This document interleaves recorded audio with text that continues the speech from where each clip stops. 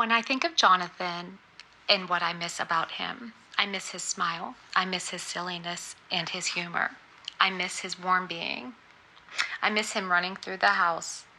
I miss him saying, "Mom, Mom, Mom." He loved family around.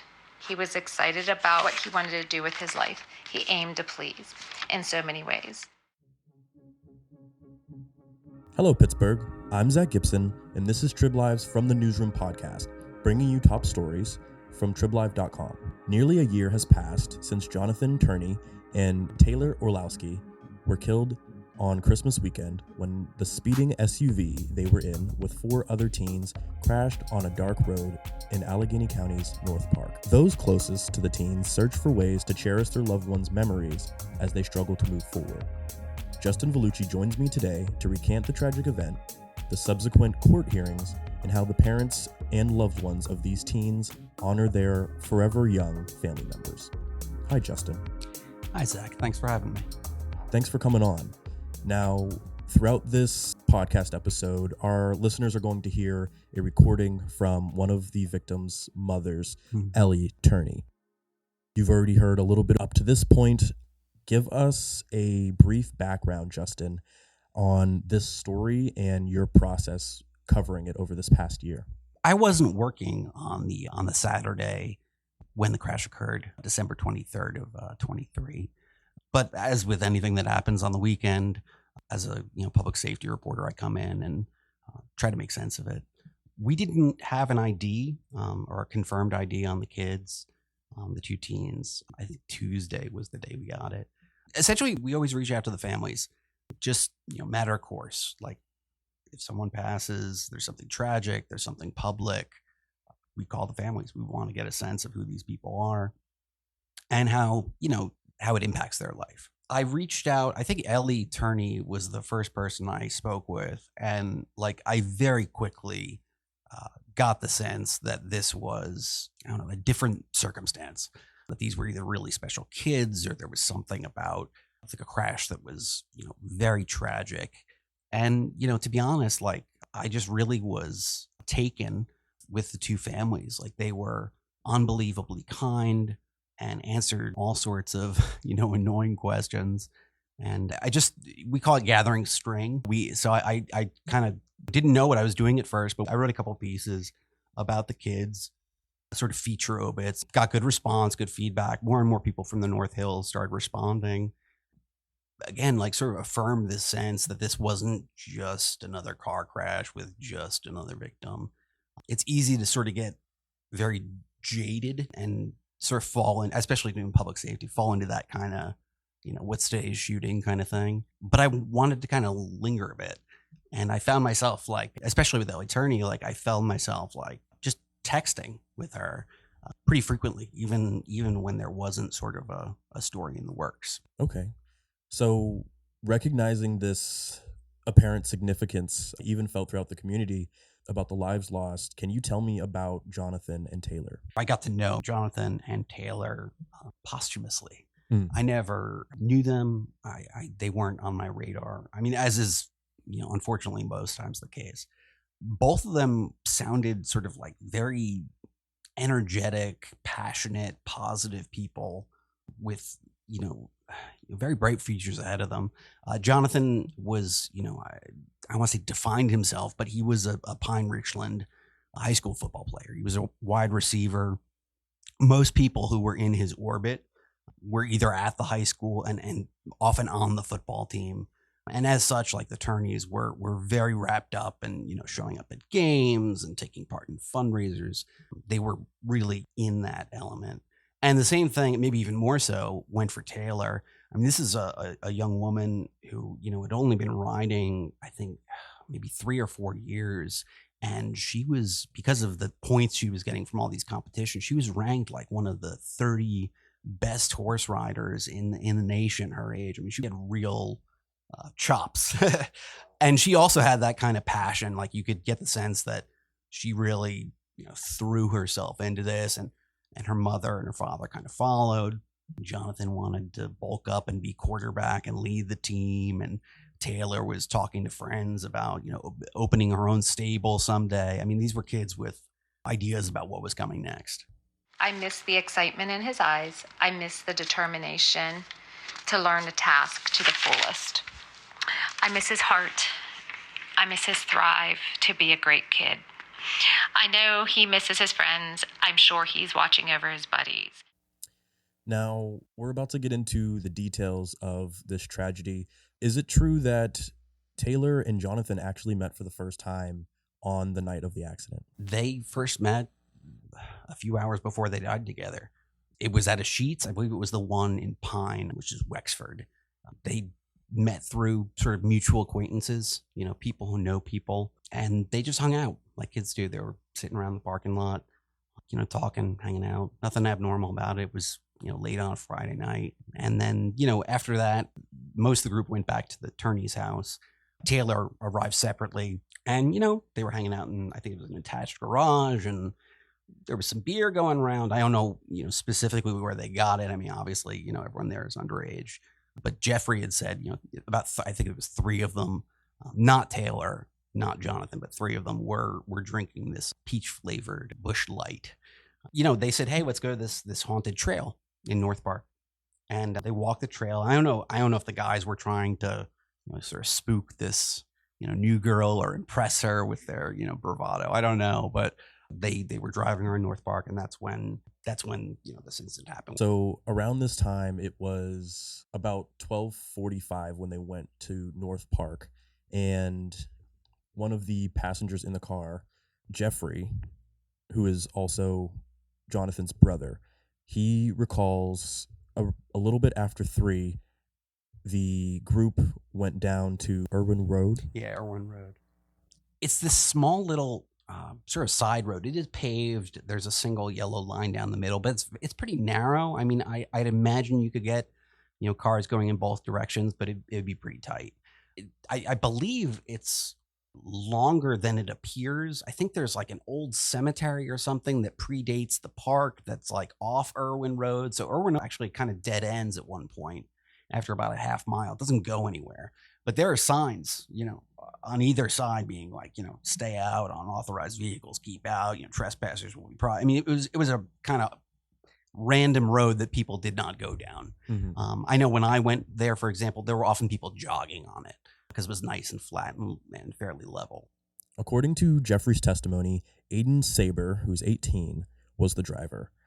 At some point, police recorded that the vehicle reached 72 miles per hour, where that road had a 25 mile per hour speed limit. Jeffrey recalls telling Aiden to slow down, and Aiden responds saying that he was in control, trying to reassure the group. About 30 seconds later, Aiden loses control of the vehicle, and there is a collision. The vehicle strikes a tree, and it is a very strong impact. I don't know if we want to get into the details, but can you tell me what happens from this point? Sure. Yeah. I mean, I think the word that we're always very intentional about the sort of words we use. I think the one we settled on was gunning. He was gunning the gas pedal. We wanted to illustrate that there was sort of like, it was not like he was just driving and he happened to accelerate. Like you're going 72 in a park at 3 a.m. Like, come on. Yeah. Anyway, so yeah, the criminal complaint says he lost control around a bend. There aren't any real dramatic bends in Irwin Road, but it's obvious he might have just been negotiating a slight bend and underestimated, overestimated, whatever. Aiden Saber's mother's Land Rover, which he's driving, hits this oak tree. And I mean, it tears the vehicle in half. I think I put this in the article too. Like I heard from first responders who said that when they arrived, they weren't sure if one vehicle was involved in the crash or it was two, just to give you some sense of how kind of mangled and destroyed things were. 4 kids inside the car were injured, hospitalization, surgeries substantially. Jonathan and Taylor were thrown from the vehicle. So what parts of the vehicle, it's a little unclear how much of it, but part of the vehicle tumbled forward about, I think it was about 400 feet, which, just gives you some sense of scale. Like this is a small road. 400 feet is like 1.5 football fields. I mean, it's not like, gently come to rest sort of thing. Yeah. Everyone got out of the car. The sense that you get from the complaint, from the criminal complaint, and from Jeffrey's testimony is that they very quickly realized that Taylor was dead. And Jonathan, they found him, and it was, they panicked. I guess they called 911 at the time. And that's sort of the harrowing details. This, Jeffrey talks about, holding, cradling Jonathan on his lap in his arms and just, telling him over and over again, like, it's going to be okay. It's going to be okay. And then, helicopter lands and flies Jonathan to Children's, and he died on. Jeffrey was with Jay before he passed. He held him. I find comfort that Jay wasn't alone. I'm blessed for that. Now, throughout your coverage of the story, we learn about the reactions from both mothers. Can you tell me a little bit about what it was like for them during this experience? We do talk about the crash, for sure. I mean, it's the thing that sort of, caused me to reach out to them in the first place. But we don't talk about all the details all that often. Obviously, it's not something they want to dwell on, I guess. But yesterday in testimony, they talked about, how they learned. Ellie had gotten a call, I think it was around 3:30. So, I mean, really soon after the accident, go to, Jeffrey's in the hospital, go. And she rushed. And then when she was on her way to AGH, she got another call saying, Jonathan's being taken to Children's, and then she rushed. And she was just kind of driving around panicking with her neighbor, Joe Murhaut. And she arrived at the hospital. And I mean, she talks about, trying to get details and everyone being sort of evasive or, just not talking. And she said she got the sense that something was wrong because she walked by the paramedics and they were all, hanging their heads low. And then a hospital doctor came out and, he was crying, and he, 2 words, he just said, "I'm sorry." That's all he said. And she just lost it. Heather, by contrast, didn't find out until the next morning. I think it was 7 or 7:30. There was a knock at the door. I mean, that real stereotypical knock at the door. And they said, "What's your relationship to Taylor Orlowski?" And they told her. And I mean, it's a different sort of way of finding out, but both ways are just, as a parent myself, I mean, I can't even imagine. Yeah, world shaking. Yeah. So we got this perspective of finding out during a hearing. This hearing was for Aiden Saber, the driver of the crash. Can you tell us what happened to Aiden after the crash? Aiden was arrested in March, so about 2 or 3 months after the crash. I get, county police do an investigation. They do, vehicle crash reconstructions. I mean, it's very thorough. It's not something that, happens that night and then the next day someone's arrested. So Aiden was taken to jail, to Allegheny County Jail in March. His attorney, Casey White, made several attempts to get him bail, because this is homicide by vehicle charges. Like the first instinct during an arraignment is like, no bail. Same as a homicide, no bail. But a homicide by vehicle, like I can't speak to what's typical, but I know it was maybe not typical, or maybe not so typical, that bail would repeatedly be denied. So I don't know if there was a gravity to this that the judges were seeing, but there were multiple judges who were saying, no. And he's been in jail ever since. He served for 267 days. And then yesterday, his trial was supposed to start. I mean, literally on the docket, it said, jury selection.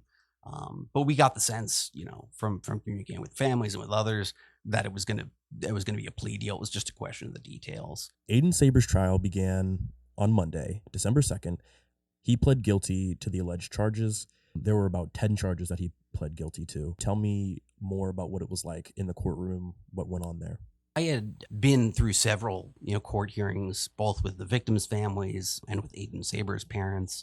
I tried to reach out to the Sabers numerous times, phone, email, called, workplaces and all that. No luck. Ditto, same thing for the Niceleys. Matt and Zach Nicely were 2 brothers, 2 of the 6 in the vehicle. They were also injured.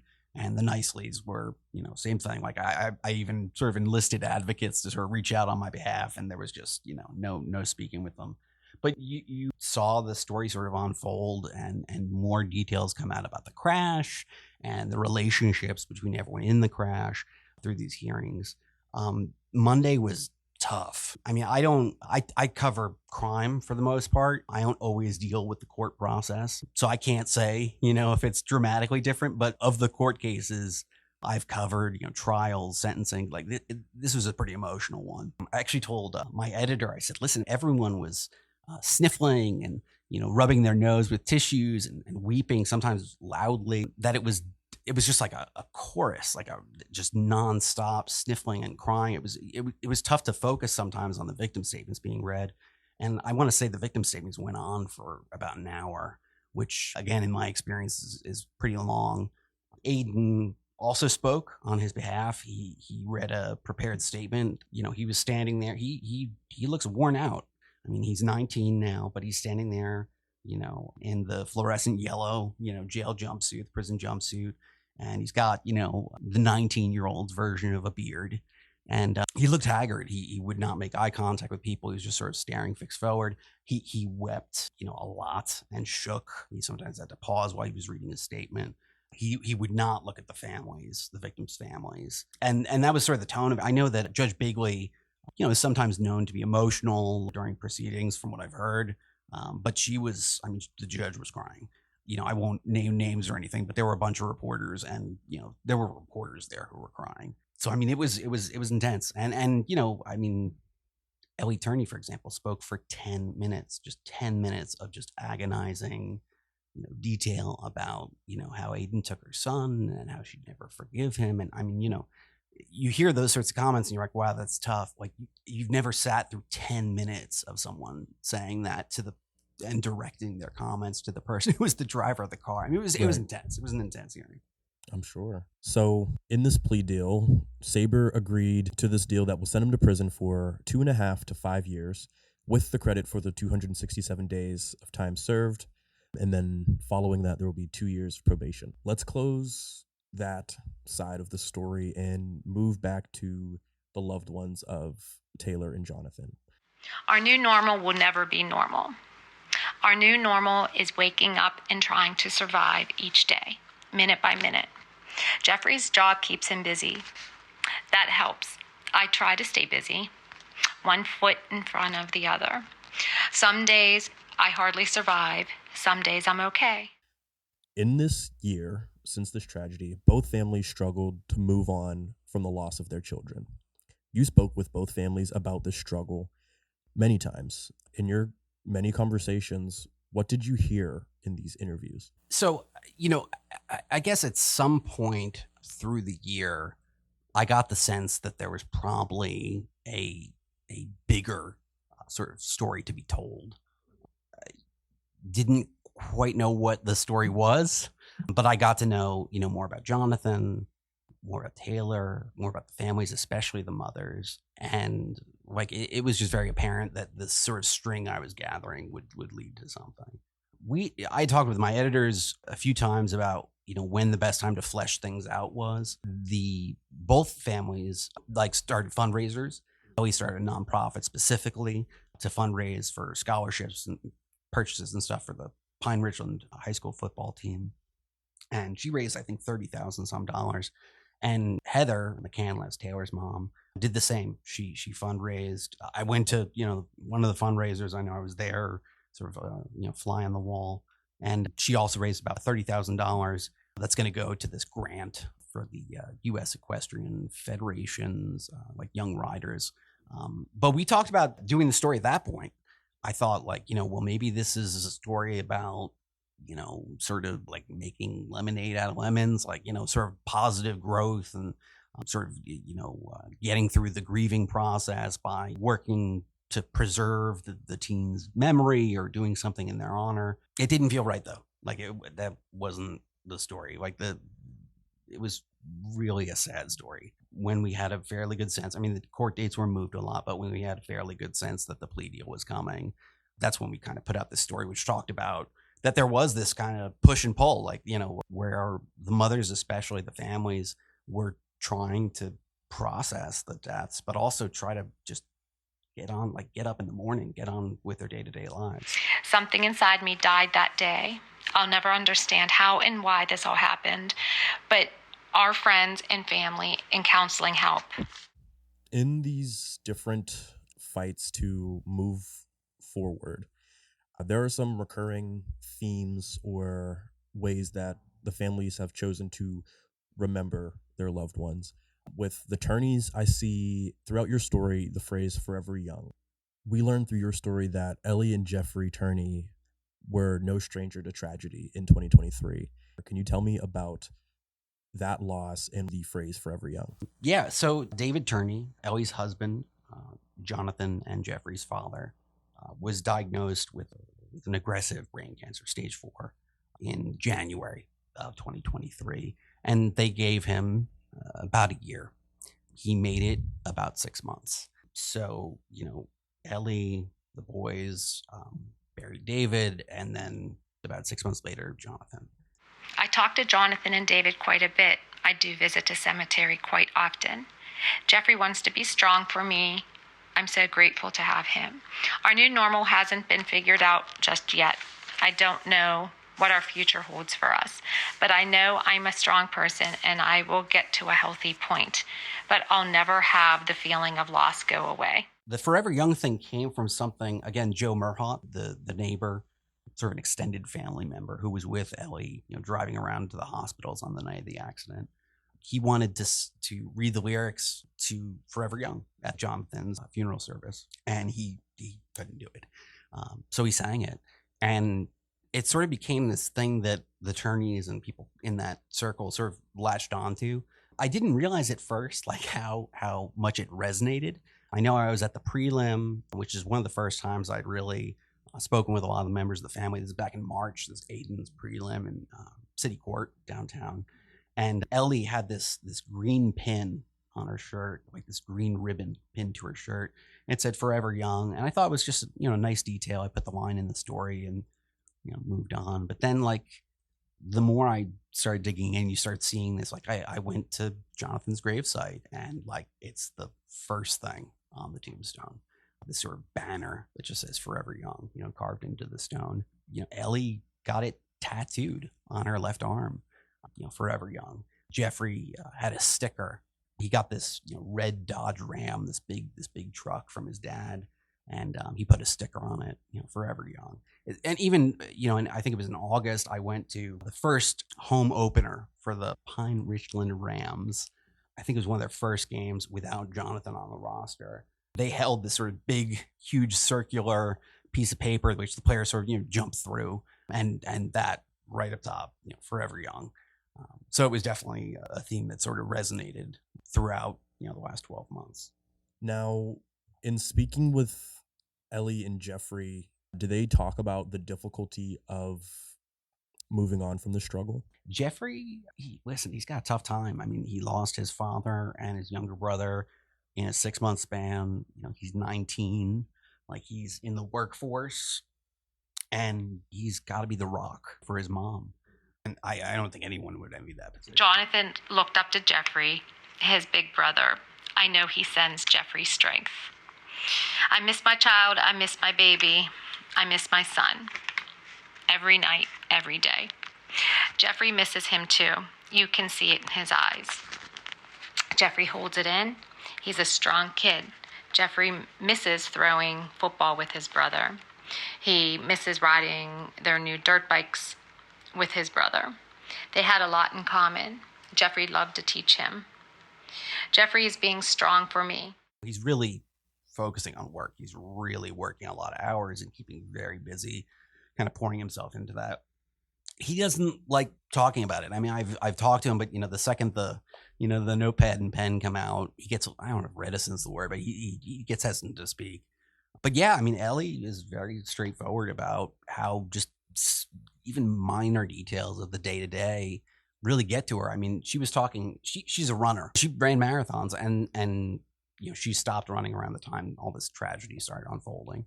She went back to running. Sometimes in the very park where the crash happened, which I can't even get my head around.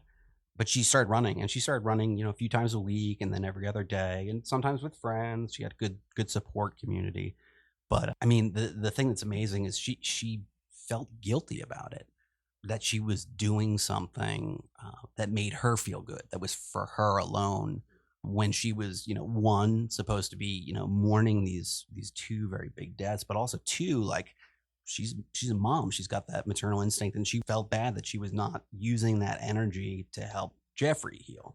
And I mean, those were the sorts of things like you'd have a conversation with Ellie about a run or something, and you knew there was a lot more to it than just, putting on the sneakers. Another recurring theme we see throughout the Orlowski's process is butterflies and also the color purple.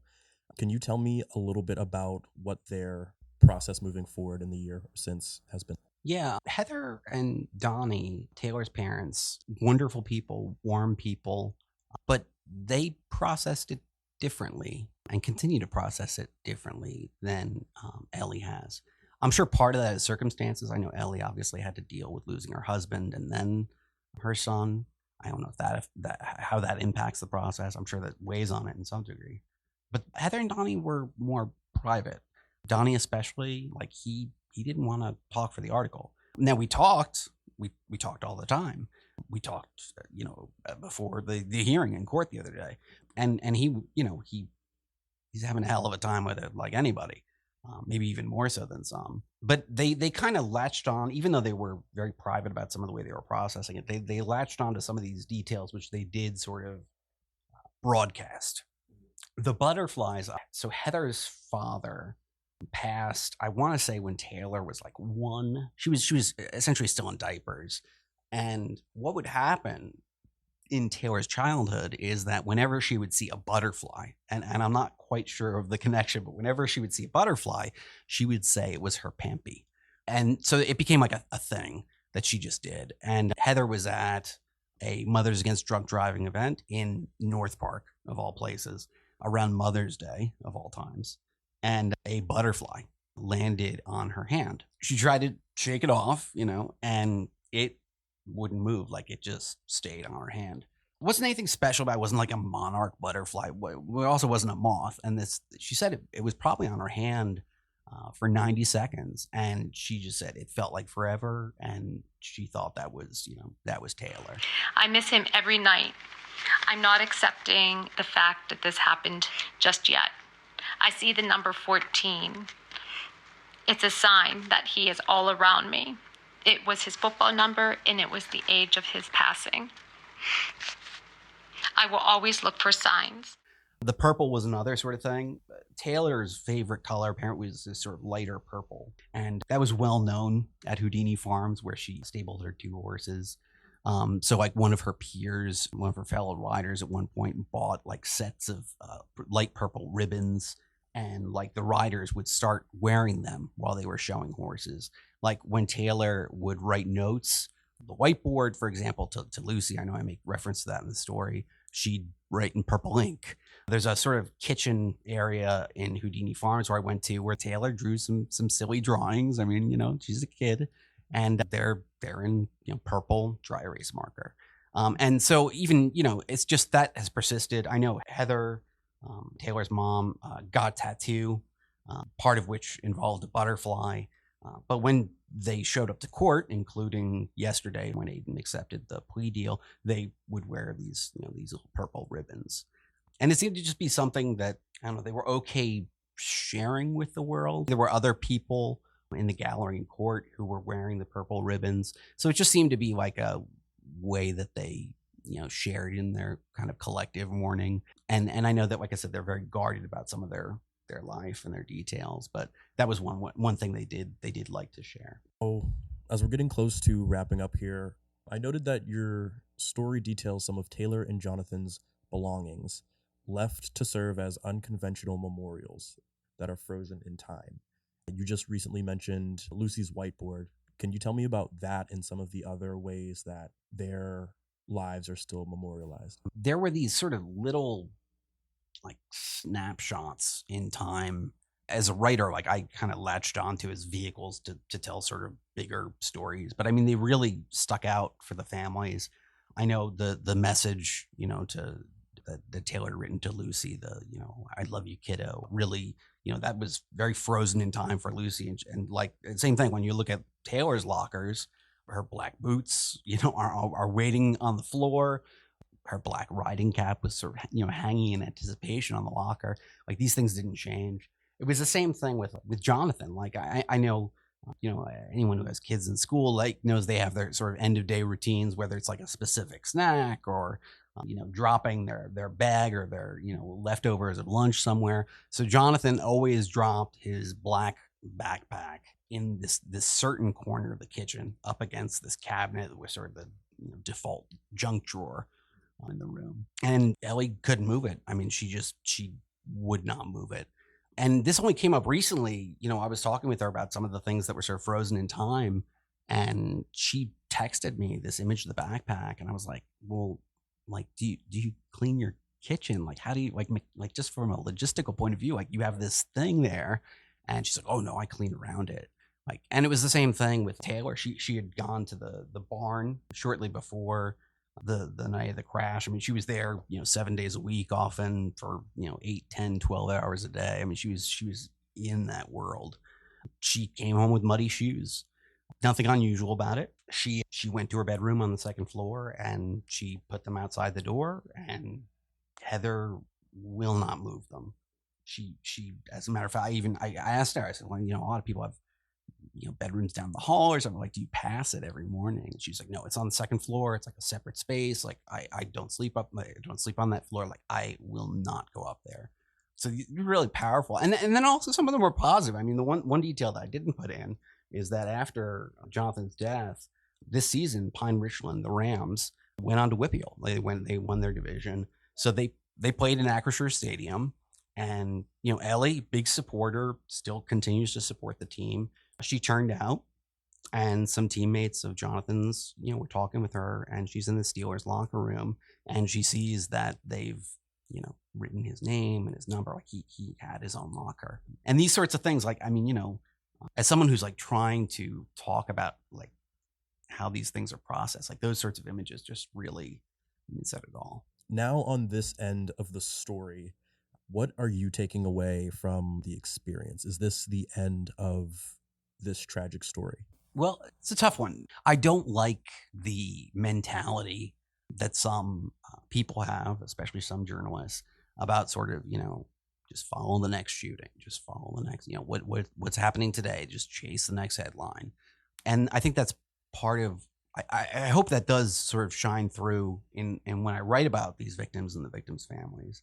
What's next? I mean, yeah, the fundraisers, they're going to lead to both families making contributions to people who could then benefit out of, the legacy or the memory of the two teams. That's a beautiful thing. Listen, December 23rd, I mean, that's going to be a tough one. The 1 year anniversary right around Christmas. I mean, the holidays are such a emotionally loaded time to begin with. I'm going to be checking in with both families to see, what are they doing? Like, do they just want to not get out of bed that day? Like, is there something meaningful or symbolic they want to do? It's interesting because as a reporter, you're supposed to have this kind of distance. You're not supposed to be in the story. And I get that. You have to maintain some kind of objective lens on these things. But I'm also a human being. I mean, I've got 2 kids, one of whom is not that much younger than Jonathan was at the time of the crash. And that informs you, like that directs you. It teaches you how to interact with people. It makes you empathetic. And I think that, I would hope anyway, that is sort of reflected in how I cover these things. I mean, I have gotten to know both the families, specifically both the mothers, specifically Ellie, very closely, like a police officer, I guess. Journalism isn't a job that you turn off, when you leave the office. Right. So yeah, I mean, I text at night, I text on the weekends, I'll give a call just to check in, hey, how's this? How's that? Not even, not taking notes, nothing on the record, just, being an observer who's involved in the story. It doesn't end for them. Like, I'd like to think that, I would be a decent human being and not just, cut contact with them and move on to the next shooting. I think that's not a way to do your job. It doesn't serve anyone well. And this doesn't end for them. Like, there's going to be a second anniversary of the death and a third and a fourth, and there's going to be anniversaries of the death until the parents die. I mean, the sad reality is that these things happen so often, and there are so many crimes and incidents and tragedies that happen, never mind the world, but even just in Pittsburgh or in Allegheny County or Southwest PA, you could fill a newspaper 10 times over every day with the horrible stuff that happens. But I think it's really important to pause for a second, kind of linger. And I think that's been really valuable beyond just being meaningful or whatever for me personally. Like, I hope it's made me a better reporter, more empathetic, more understanding. But like, I just really feel like, I talk to other people about their jobs, and I really feel like I just have an incredible job, like that I get the honor of being able to see this sort of thing up close and see these amazing people go through this process. I miss calling him Jaybird and Stinky. He was so proud in wanting us to watch everything and all he did. He had such a strong personality, and he had a strong will to live. Someday we will see Jonathan again. Till then, I will be lost, but anxious to hear all he has been up to. Till then, I'll look for him everywhere. This year has been unbearable. Praying time will heal. I love you, Jonathan, and never leave our sides. Jeffrey and I will always be holding you close. And tell Daddy we love him and miss him too.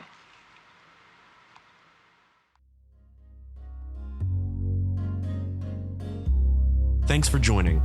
If you enjoyed this week's episode, share the podcast to help keep Western PA locally informed with insightful discussion and the latest news from your area.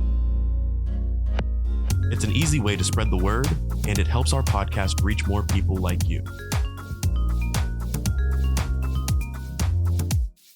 Don't forget to follow us on Spotify and turn on episode notifications so you never miss new content. Once again, I'm Zach Gibson, and this is From the Newsroom.